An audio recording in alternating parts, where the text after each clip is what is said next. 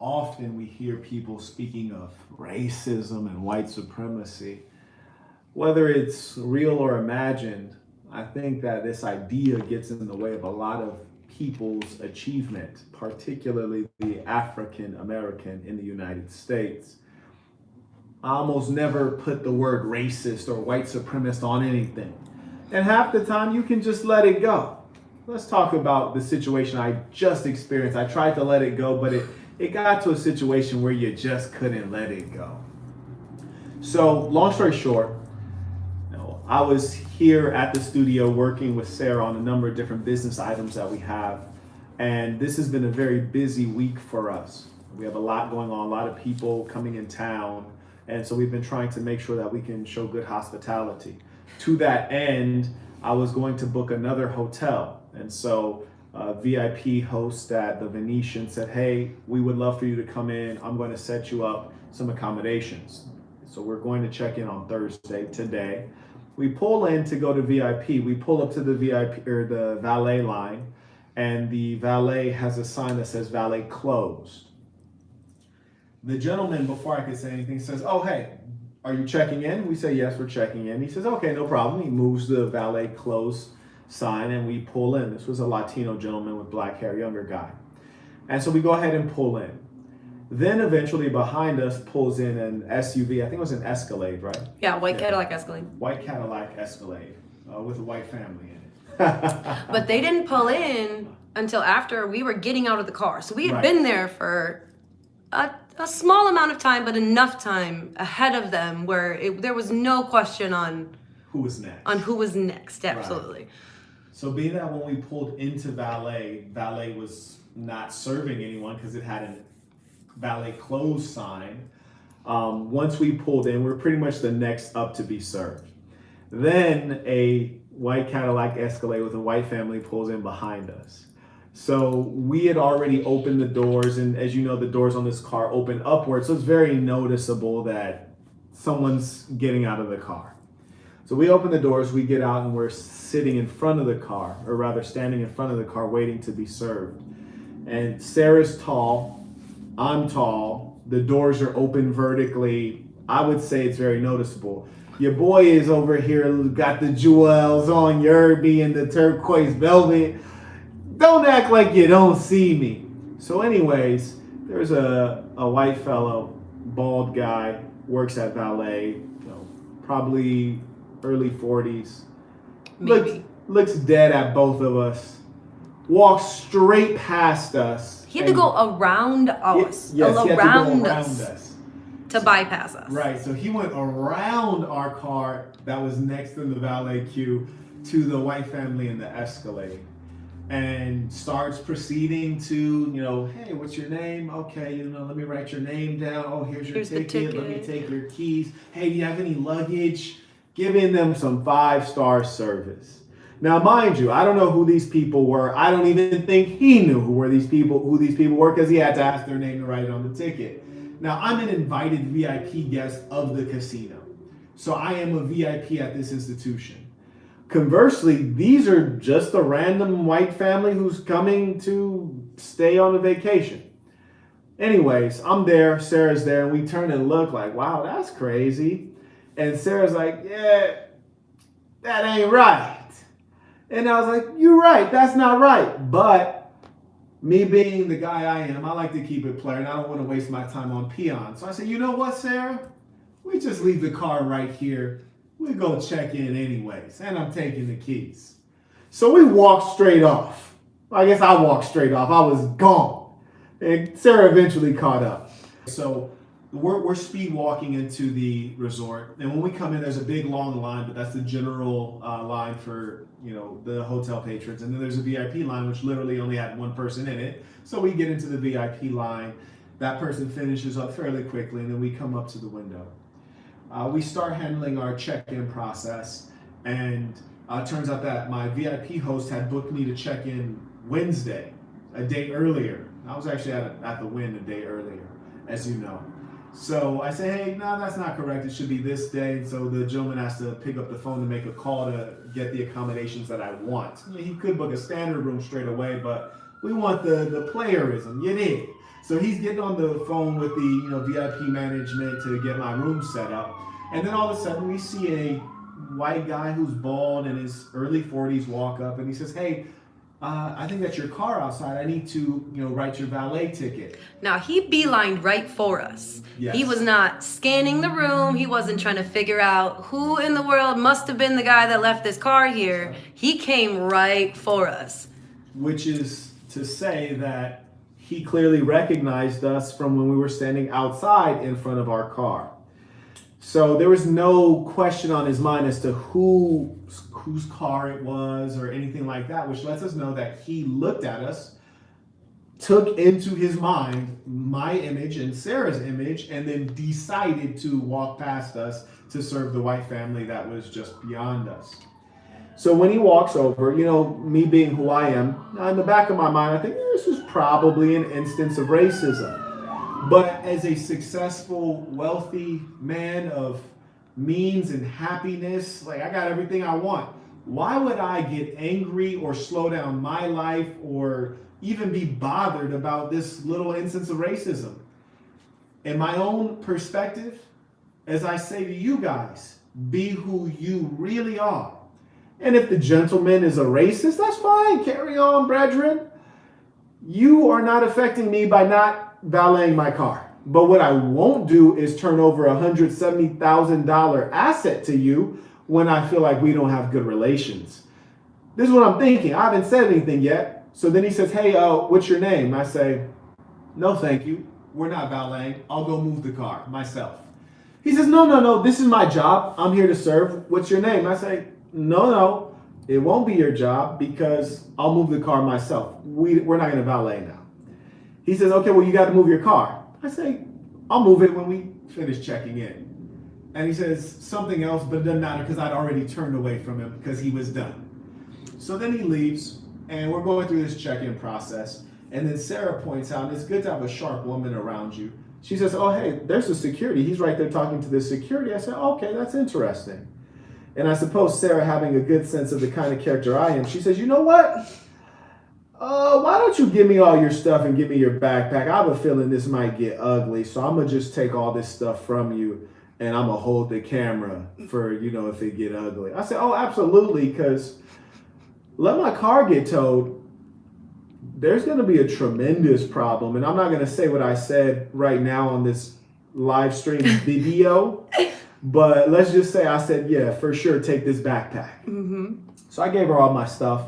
And we continue the check-in process. I've got the wallet, the phone, everything. All that. I already knew what was going to happen or what could happen. Right. And so I was expecting security to walk over, but they actually never walked over. They kind of looked at us. And well, they hung by, waiting to see what we were going to do. Right. And here's the thing, Saints. Now, mind you, as I said, this was clearly an instance of racism, but I never called the guy a racist. I never even got angry. I'm cool and collected. I said, hey, I just won't valet with you. I'm not even going to put in a complaint. It is what it is. It's a small thing. I'm going to keep it player, continue enjoying my life. I mean, after all, I'm wearing a custom watch. You heard me. I got the canary diamonds on. You heard me. We in green velvet. I mean, it wouldn't make sense for me to not keep it player. I can't get outside of my body because you're acting like a goofball. So anyways, we finish up at the VIP desk getting our reservation set up. Then we start walking out to the valet to retrieve the automobile. As we're walking out, the security walks up to me and says, oh, hey, your car is about to be towed.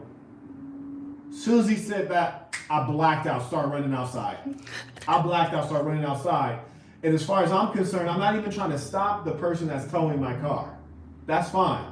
But the guy who started this whole situation up, he's about to find out what I'm about. I'm chasing him with the camera. I'm like, oh, this is about to go bad. I literally started running as soon as I heard tow. Mm-hmm. Not even to stop the tow, but to find the guy who popped it off because he's about to get this work. Oh. It is. So I get out there and the car's not being towed. So I was like, oh, okay, all right. He caught a good break. But at this point, I'm already lit. So it's like, now you have my full attention and that's not what you want. So I see him and I tell him, I was like, oh, you're about to have my car towed? You lucky my car didn't get towed because you don't even have any sense of who I really am. But you were about to find out. You're so lucky my car didn't get towed. I'm not lucky my car didn't get towed. You're lucky. Then the security comes over and starts talking, and essentially I didn't have any words for him, right? I was like, nah. This guy walked straight past us, and I was probably I'm not gonna name what it was, but it was probably a little something that I don't like to blame things on. So I'm gonna just say he was feeling some kind of way when he saw me, but I didn't have an issue with that because I don't mind people being racist. That's their own thing. So I was gonna let the situation go until you mentioned my car being towed. So now we have a problem here. And the guy starts talking, and I think he could see by my general demeanor that I was like not open to anything he had to say. And I was like, yes, sir, keep recording. And he's like, I don't want to be recorded. I was like, oh, you're going to be recorded because I'm going to be recorded and you're talking to me. She keeps recording. And then he says, well, do you want me to go get his manager? I said, oh, absolutely, because this car's not moving from anywhere. So now it's come to a position to where they were about to tow my car. Now I'm here. No one can tow it because if they think they're going to tow it, let's just say they're going to have to go through me. You did. So the car's not moving at all, which means no one else is about to valet. I've stopped all the valet. I said, go get his boss. He says, oh, yeah, for sure.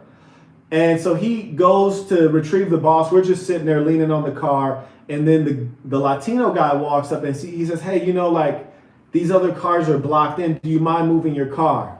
I say, hey, brother, this is not an issue between you and I. You seem like a cool guy. And to keep it funky with you, do you guys share tips? He was like, yeah, we do. I was like, see, if you didn't share tips, I would tip you real well right now because I like you. But this car is not about to move anywhere. He says, I understand. And I think he knew the situation of this guy had strategically decided to bypass us for his own personal hatred. So we're sitting there at the car. Cool little minute, blocking all the valet in the Venetian. Nobody's making money now. Yeah, nobody's making money. And this is a Thursday night in Vegas. Thursday, Friday, Saturday are party nights. So it's lit. That's why the valet full time was there when we pulled up. So anyways, eventually the security guard comes back out. He says, hey, Mr. Burton, I just want to let you know, the manager's on his lunch break right now, and he's in the Palazzo, another building. So his lunch break is now over. He's leaving lunch. And they even called the big boss. So like both of the top two bosses in, what was the department called? I can't even remember. Guest services. Yeah, he's like, both of the top two bosses in guest services are coming over. I was like, that sounds appropriate. They should absolutely bring the top two bosses because I am an invited guest and I am a VIP here and I am also an asshole. And this is going to go the whole mile. He's like, okay, they're on their way. So he leaves. We're waiting. Eventually, we see, two individuals come over, one Latino male, mid-40s, other one, would you say she's Asian or Latino? I can't even call her. I think she was Latina. You think she was Latina? Mm. She's a cute little thing. Yeah. Latina, she's probably in her maybe early 30s, late 30s or 30s. Yeah. Something like that. So they walk up and they're talking to the security. So the security is briefing them on the situation. Did Michael ever walk over to him? No, once he saw the bosses come out, he literally was circling us like the plague. He was coming nowhere near the situation. He knew that he was wrong and that he overstepped hard. And let me let you guys know a little something. Here's the thing about humility and about keeping it player. And you might think I'm joking when I say keep it player. This is really a way of being. This is a coolness. This is just going with the flow and not letting things slow you up and not letting other people take you outside of who you are. You see, it could have been a very simple situation. He could have even gotten away with the racism, which is to say that when we drove up and he decided not to serve us, I said that's fine and I was going to let that go. I was just going to go check in, not stay at the hotel, get back in my car with Sarah, and we were going to leave. We weren't even going to use the hotel room and we weren't going to use the valet because we have the option not to do that. That's real power. And we're just going to let that situation go and not even think twice about it. Why? Because there's racist people all over the place. White racists, black racists, Asian racists, Latino racists. And for all the black people who complain about racism constantly, let me give you a side note on why your black community does not exist. And shout out to the white supremacists. You dig? Number one, I would never see a black valet skip a white family to go serve the black people first. I've never seen that, and I will never see that. Because black people don't link up strong like that. You won't see black people skip the white people and go serve the black people. Because even though they have lip service about unity, there is no real unity. So you never see black people do that. You might see that among Arabs or Asians or other folks who have tighter community ties. And then, of course, of white supremacists we encounter today. But the point is that even with that experience of racism, white supremacy, whatever you might want to call it, it was small enough to where I didn't care. Let it go. I'm not going to even have a conversation with it because my time is valuable. My time is money. So I'm not going to slow up myself and use my mental energy on something negative. Because how much money did I lose from him skipping me in the valet? $0. How much time did I lose? $0. Because I left the car there and went straight to check in. So I didn't lose any valuable resource. But at the point in which he's threatening to tow my car, now he's become an open enemy and now we got to deal with him. You heard me? Drug Hours writes, peace to the saints. Recently just purchased an excellent wallet from the St. Marcos. Great quality with a lot of good departments. And then... Should be good compartments, I was thinking maybe that's a typo. Yeah, that's what I think. Yeah. Timo writes, Salam alaikum, Saint. Where did you cop that fly crew neck? Very player. Peace and blessings. Walaikum assalam. This one actually, we're finalizing the sizing chart so that it fits beautifully on everyone. So we are actually going to be releasing these sometime soon. So I look forward to it because you ain't seen nobody anywhere with the velvet on. And again, to the point of keeping it plain, when we were in the VIP line waiting to check in, there were two white guys, older gentlemen. And I was telling Sarah, I was like, why are they so close to us? They stood right on top of me. I was like, they are too close.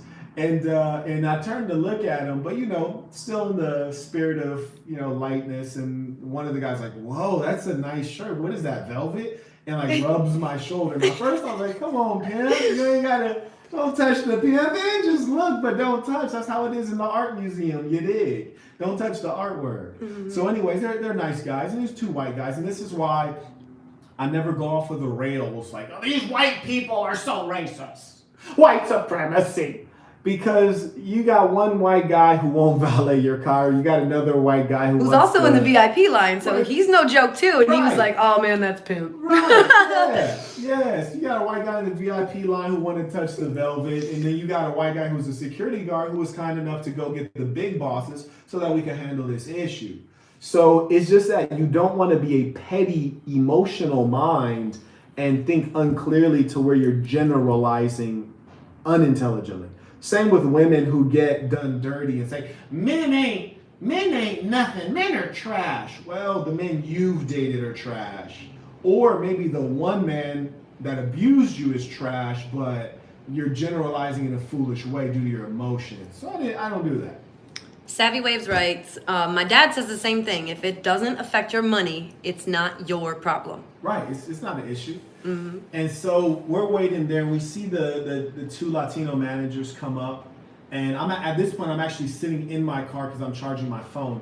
Sarah went to go handle a task with the VIP services. And so I already know this is going to go beautifully for me because we're in a city where cash rules. And I got cash. You heard me? So I'm not worried about a damn thing. I'll make Mike bounce like a bed spring. Not a problem. So the managers come over and I hop out of the car. Now, granted, when you deal with situations like this, it's always more advantageous to not be wearing gold chains and canary diamonds and swimming trunks, which I literally was wearing swimming trunks. It's not advantageous to be dressed like a cartoon character.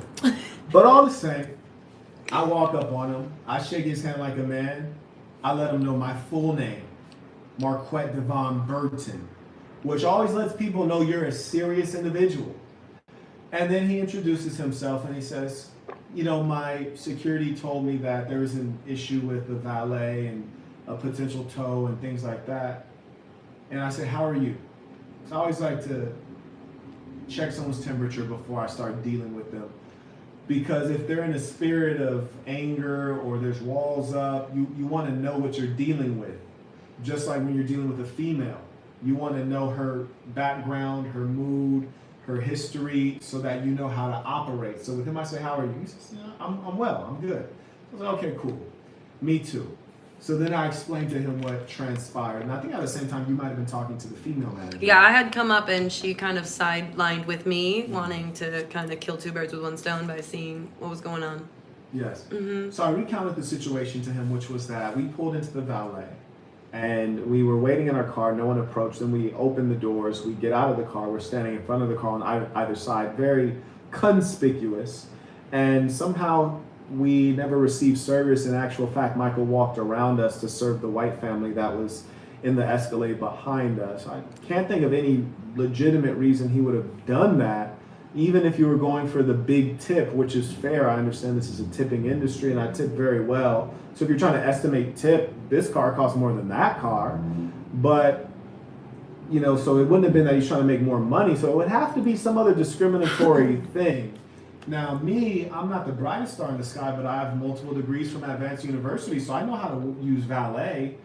And I just left the Win and we use valet there. And I'm a VIP here, so I don't understand why this treatment is occurring, but I can assure you that I really want to go to the farthest extent to figure out why and to solve it. He says, so you guys pull up and he basically just went around you? I said, yes, that's right. He says, okay, well, that doesn't sound right. I was like, I know. So then we just went inside to check in. And when we were at the VIP check-in, he walked in and asked me to tell him my name so that he could write up my valet ticket and take my keys. At which point I declined, because if I know he has a problem with me for whatever unstated reason, I'm not going to leave a $170,000 asset with him in his care, because I don't think that my enemies are going to have my best interests at heart. He says, that's understandable. I said, I thought so. Then eventually, when we come out of VIP services, Kevin informed us, the security, that the car is going to be towed. At which point... No, he said it was in the process of being towed, which is a very different situation. Right.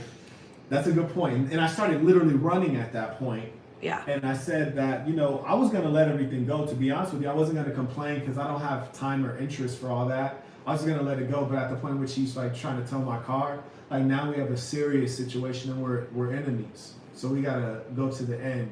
And he says, you know what, Mr. Byrne, I just want to say I am embarrassed by this. I'm embarrassed, and we're going to check the cameras, and we're going to get to the bottom of this and find out. He says, you know what, like, we would love to have you here as our guest. We value you. We know you're staying here. So if you give me your keys, I will park your car right now. I will park it right there. He was basically just pointing to, like, 10 feet away. Like he right offered to wash it.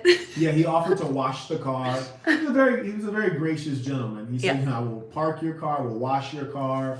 You know, me personally, you won't have to worry about anything. He was like, you know what, Mr. Burton, if you don't mind, just give me your phone number. I'm going to text you my full name.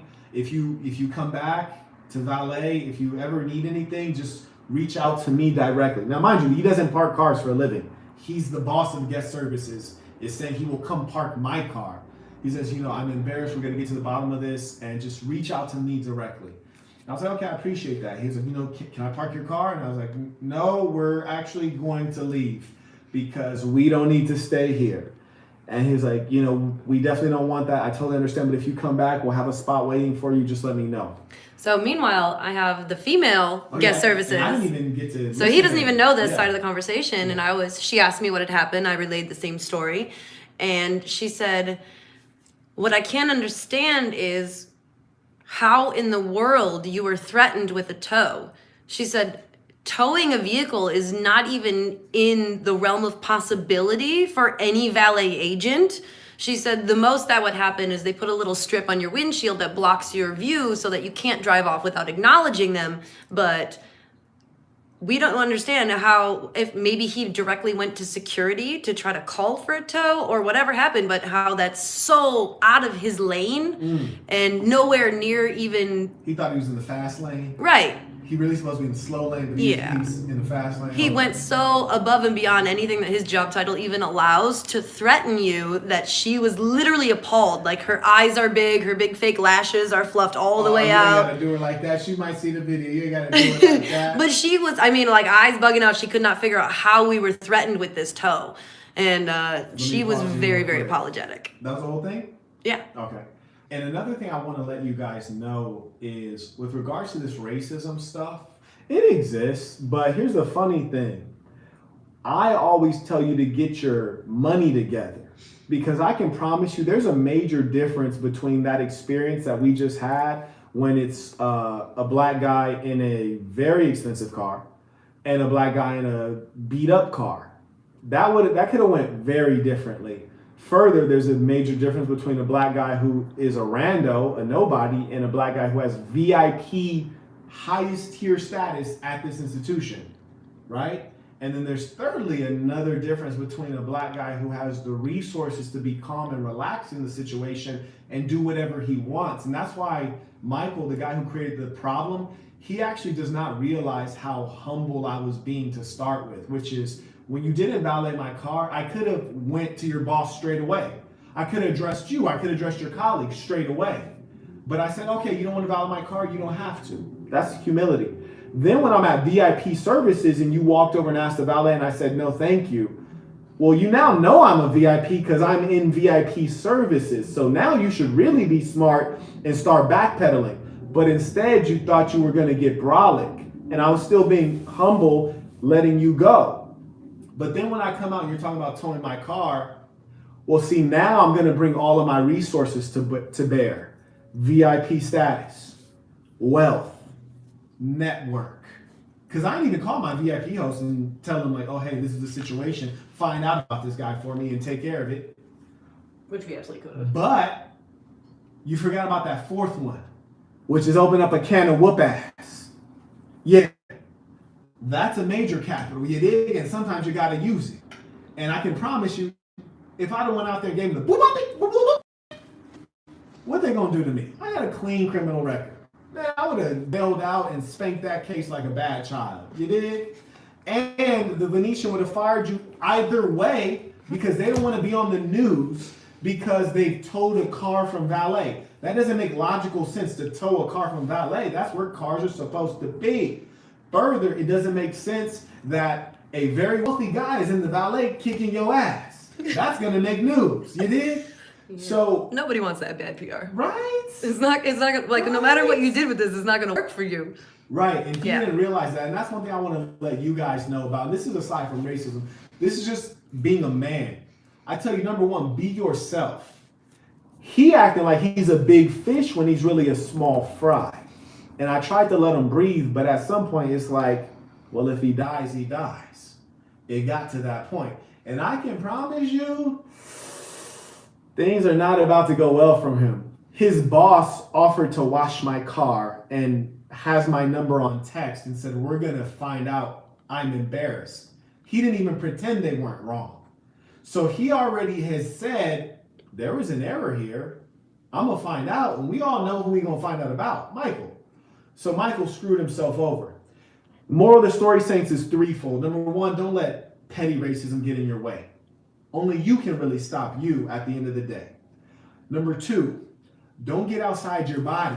Doesn't matter who you are, black, white, Asian, whatever. If you ain't a boss, don't act like a boss, because when a real boss show up, things get ugly. And number three, yeah, racism sure does exist, but there are some cheat codes. And money and power is damn sure a cheat code. Better get you some. You dig? Isaiah writes via PayPal, repeat that for the ones in the back. Black people have no community or real culture. Just is what it is, right? I mean, a white guy skipped me to go serve the other white folks. I've never had a black person skip a white person to prioritize me. I've never had it, probably never will. And I'm not saying it should exist. I'm just saying, like, when you're talking about the black community, what are you really talking about? Nothing. But when you're talking about the assassin, you're talking about a real community, an organization, a group of people who share values, a united front, which has many black people in it, but it also has Europeans, also has Asians, also has Indians, also has Native Americans, also has Filipinos. It has all of mankind, which is an indicator of something good when all peoples would come together within one body. You dig? And every time I check into righteous religions, they kind of say that's the way. I think they call that love. You dig? Orion Stoner came back. The saying is prosperous. Baller alert! He writes, digging the gold and turquoise pimp. I appreciate that, man. I'm just trying to put it together out here. And that's why I was kind of wondering. I was like, is he hating on the pimping? Because sometimes when you pull up, the females love it, but the dudes hate it. You did. I didn't know if he was just hating on the pimping. I was like, is this racism or is this like player hating? I was like, I don't know. It's a fine line. And I wanted to share that story because I almost never talk about racism because it's not worthy of discussion. And if I'm being honest with you, anytime you hear people complain about racism or discuss it at length, it's always broke people. It's either people who are broke or people who are making money from talking about racism because broke people want to hear about it because they need an excuse to explain their underperformance. Broke people, whether they're black or otherwise, need an excuse to explain their underperformance. Which is to say, I'm not broke because I haven't been focused. I'm not broke because I don't exercise, got a bad diet, have bad habits, don't have a good work ethic, show up late to places, don't keep my word. Nope, it's none of that. It is the white devils. It's white supremacy is why it's racism is why I'm broke. No, you're broke because of you, buddy, little buddy. And you can tell who's obsessed with racism when you're hearing people on my comments writing things like, oh, well, let's see a black woman. You've seen black women on my channel. You've seen black women on my community tab. You've seen black women discussing topics with me. You've seen plenty, but even if you haven't, it's irrelevant. They like to hinge onto these things because they have nothing of relevance in their life. And so if they can keep on stirring up the pot of racism and keeping racism alive, they keep their excuses alive. And they can explain why their finances are dead. When the excuses are alive, your finances are dead.